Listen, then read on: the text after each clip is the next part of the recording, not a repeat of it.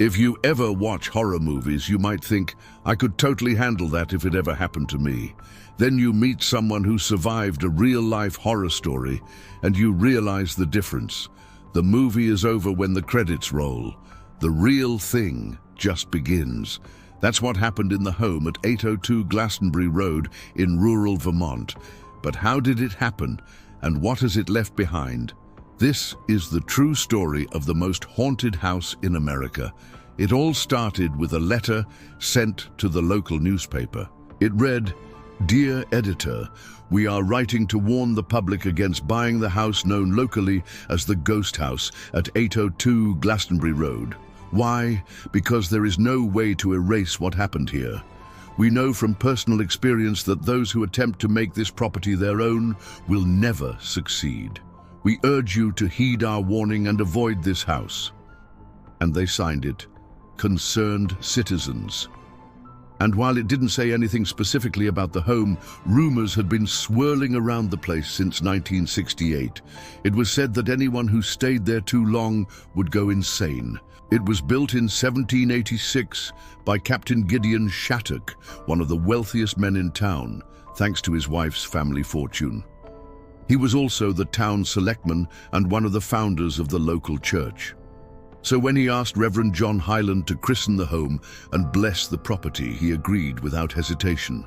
During the ceremony, he noticed the floorboards were made of pine. Most builders would have used cheaper wood for the subfloor, but Captain Shackleton spared no expense. He welcomed the family and blessed the house, unaware that he'd just ushered evil into the world. 1 month after they moved in, he died suddenly of a stroke.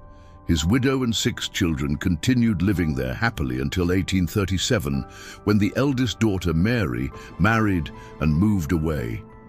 A year later, her brother, Captain Gideon Shackelford Jr., also moved out. The home was then rented to tenants, but within 2 years, they too had to move. What was supposed to be a blessing was now a curse. Tenants moved in and out, but none stayed longer than a year. There was a new rumor every time someone left. One tenant claimed the home was haunted by a former servant who hung himself in the attic. Another swore they heard disembodied footsteps and whispers, but they were never there when the sun came up. In 1851, the youngest Shackleton child, Lucy, decided to move back into the family home.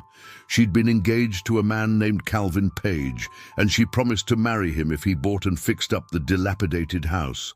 But before they could move in, she was found dead in her room. Her fiancé rushed to her side and found her face as white as snow. Her lips were blue, her hands ice cold. Despite attempts to revive her, she was pronounced dead. The doctor diagnosed her with congestive chill, an antiquated term for cholera morbus, a bacterial infection. 3 days later, Calvin moved into the home. After the funeral, the townspeople began whispering that the house itself was cursed.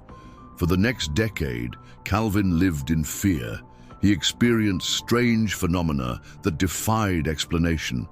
As darkness fell, he could hear footsteps overhead.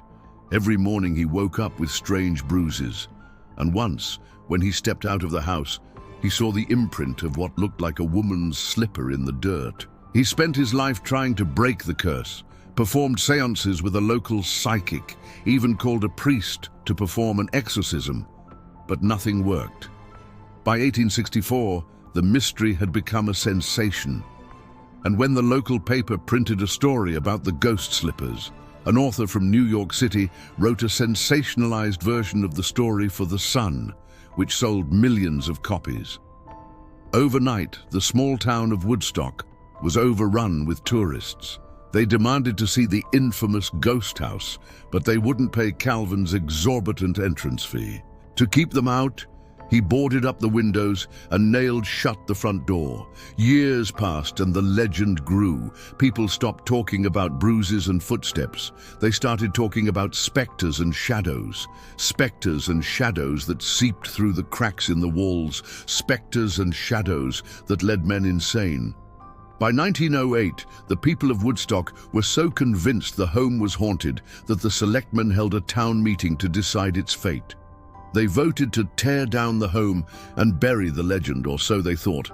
The house stood abandoned until 1934, when George and Dorothy Reardon purchased it. Now retired, they planned to spend their golden years restoring the house and turning it into a bed and breakfast. George had been a history teacher, and he hoped to capitalize on the home's notoriety. After all, he said, if the place is haunted, why not cash in on it? But there was no cash to be made here. As soon as they stepped foot on the property, George and Dorothy experienced unexplained phenomena. They both felt a sudden drop in temperature, and the following day, Dorothy found a ghostly apparition standing at the foot of the staircase. It wore old-fashioned clothes and faded over time. After a few moments, it disappeared. Then other visitors reported seeing it too. Some described it as a translucent grey vapor. Others said it looked like a walking flame.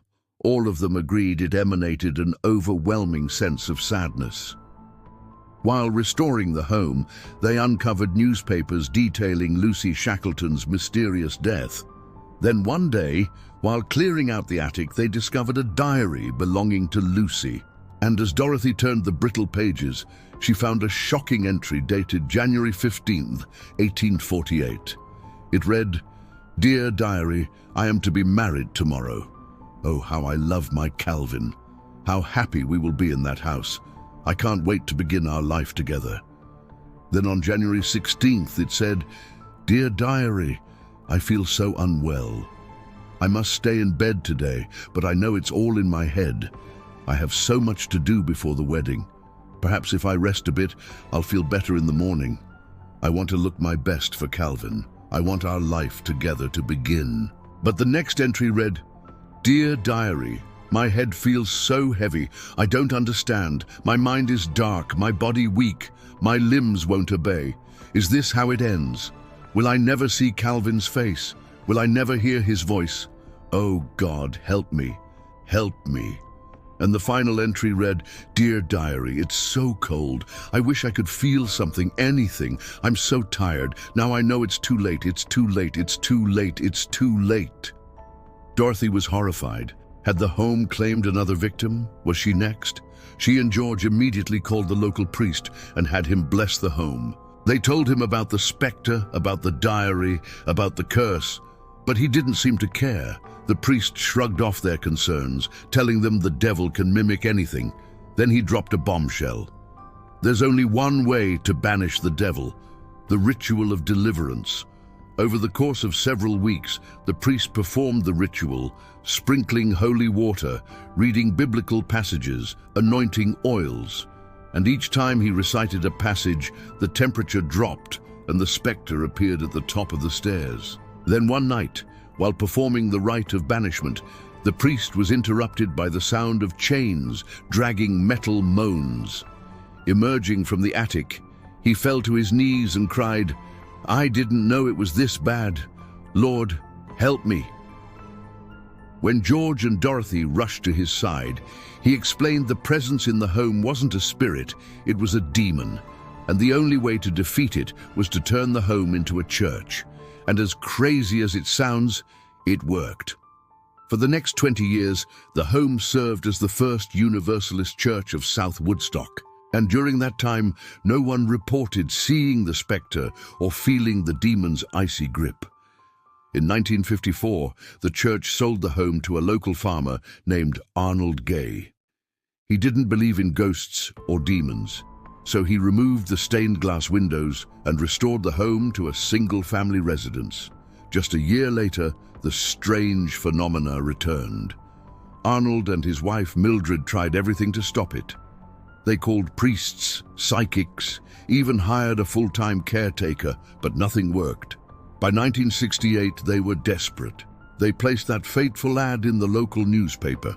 But before it ran, they received a phone call from a representative of Johnny Carson. He wanted to feature the home on The Tonight Show. Before they could answer, he hung up. The next night, Johnny Carson devoted an entire segment to the home. People from all over the country called in, sharing similar experiences with other haunted homes. But one viewer stood out. A woman from Wisconsin insisted she knew how to fix it. She introduced herself to the couple as Cora, a former nun. She explained that demons feed on negative energy, and the only way to remove this one was to fill the home with positive energy. She suggested hosting a weekend retreat with religious leaders from different faiths. But before Arnold and Mildred could hire her, Cora suffered a sudden heart attack. A week later, a medium arrived. She walked through the house, identifying areas of high negative energy. She recommended covering the bare floors with wall-to-wall carpeting to prevent psychic impressions from seeping through. She also suggested hanging large tapestries on the walls to absorb the stagnant energy. She explained that these were places where attachments formed and ghosts lingered, but it didn't work.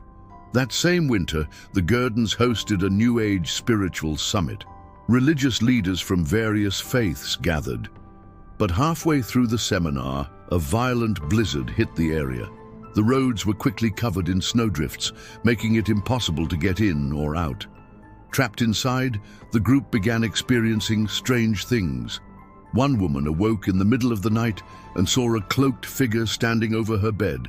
Another heard disembodied footsteps, whispers in the dead of night. Still others smelled lavender perfume and felt icy fingers lightly caress their skin.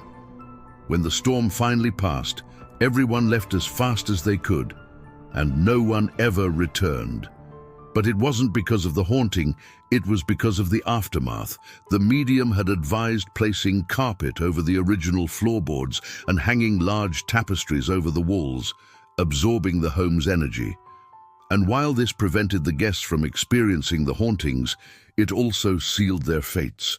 Now cut off from the outside world, the spirits in the home had nowhere to go. They were trapped, and the only way to appease them was to bring in a specialist. Enter Ed and Lorraine Warren, paranormal investigators and self-proclaimed demonologists. Together, they'd helped police and priests across the country investigate thousands of cases. Upon entering the home, Lorraine immediately went upstairs to the second floor. Here, she saw the spectre. Unlike other witnesses, though, she didn't find it sad or pitiful. She found it evil. Reaching out, she touched the spirit and commanded it to come with her. Then she led it downstairs to the basement. Here she chained it to the furnace pipes and sprinkled holy water over it. When the spirit screamed and tried to bolt, she repeated her command, and eventually it obeyed. But that wasn't the end of the story. The next morning, the gardeners woke up and found the chain broken. Lorraine had forgotten to secure it properly. Searching for the spectre, they found it floating outside near the tree line. And here, Lorraine banished it forever. When the Warrens left, the haunting stopped. No one knows what happened to the spirit, but the gardeners claim it's gone. And the house still stands at 802 Glastonbury Road in rural Vermont. Now it's your turn. Do you believe in ghosts? Let me know in the comments below and stay tuned for more stories that go beyond sanity.